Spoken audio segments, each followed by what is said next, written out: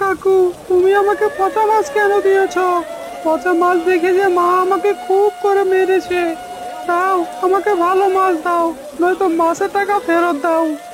আরে যা যা, আমার দোকানের সামনে থেকে যা বলছি। যখন মাছ কিনেছিলি তখন দেখিসনি মাছ পচা নাকি ভালো? এখন ওসব কথা বলে কোনো লাভ হবে না, বুঝলি? তাই বলে তুমি আমাকে পচা মাছ গুছিয়ে দিবে? আমি তো তোমার কাছ থেকে ভালো মাছ কিনেছিলাম, তাহলে তুমি পচা মাছগুলো কেন দিলে? মাত্র 100 টাকায় ভালো মাছ পাবি সেটা ভাবলি কি করে?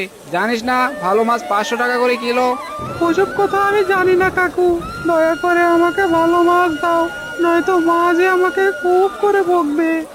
এই ছোকরা, তোর মা তোকে মারবে নাকি বকবে সেটা আমার দেখার বিষয় না। যা, এখনই আমার দোকানের সামনে থেকে যা, না তো লাঠি পেটা করে কিন্তু তাড়াবো। এই কানাইদা আর ভালো হলো না, আজও একজনকে পচা মাছ দিয়ে ঠকিয়ে দিল।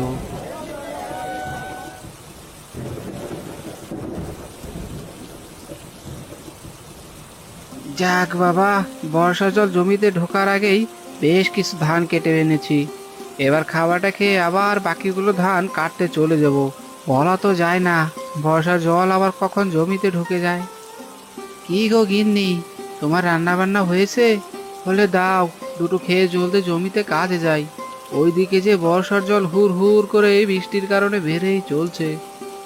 না, রান্না হয়নি। হবে বা কি করে? তোমার ছেলেকে বাজারে পাঠিয়েছি কিছু মাছ কিনতে, কিন্তু সে টাকা দিয়ে কতগুলো পচা মাছ কিনে এনেছে। ও নিশ্চয় কানাইয়ের দোকান থেকে মাছ কিনেছে। কানাই ওকে ছোট পেয়ে পচা মাছ গুছিয়ে দিয়েছে। তা সুজন এখন কোথায় গিন্নি? কোথায় আর যাবে? পচা মাছ ফিরিয়ে দিতে গেছে। তুমি একটু বসো, মাছ নিয়ে আসলে ভেজে তোমাকে খেতে দিব। না না গিন্নি, এতে করে যে অনেক দেরি হয়ে যাবে। বর্ষার জল জমিতে প্রবেশ করার আগেই যে সব ধানগুলো আমাকে কেটে আনতে হবে। তাছাড়া ওই কিপটে কানাই কখনোই পচা মাছ ফিরিয়ে নিবে না। বলো কি? তাহলে তুমি খাবে কি? ঘরে ভাত ছাড়া যে আর কিছুই রান্না করিনি। কি আর করব, দাও, দুটো লঙ্কা আর পেঁয়াজ দাও, তা খেয়ে জমিতে কাজে লেগে যাই। কাল আবার সকাল ভোরে বাকি ধানগুলো কাটতে যেতে হবে, নয়তো বর্ষা জলে যে সব ধান ডুবে যাবে।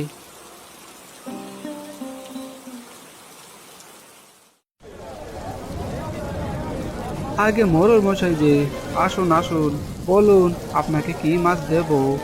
হে হে হে, তোর কাছে মাত্র 4টে ইলিশই তো আছে রতন, তার মধ্যে আবার একটা পুচকে ইলিশ। আগে হ্যাঁ মশাই, যা বড় মাছ ছিল তা সব বিক্রি হয়ে গেছে। এখন মাত্র এই বড় বড় 3টে ইলিশ আর ওই ছোট্ট পুচকে ইলিশ মাছটা রয়েছে।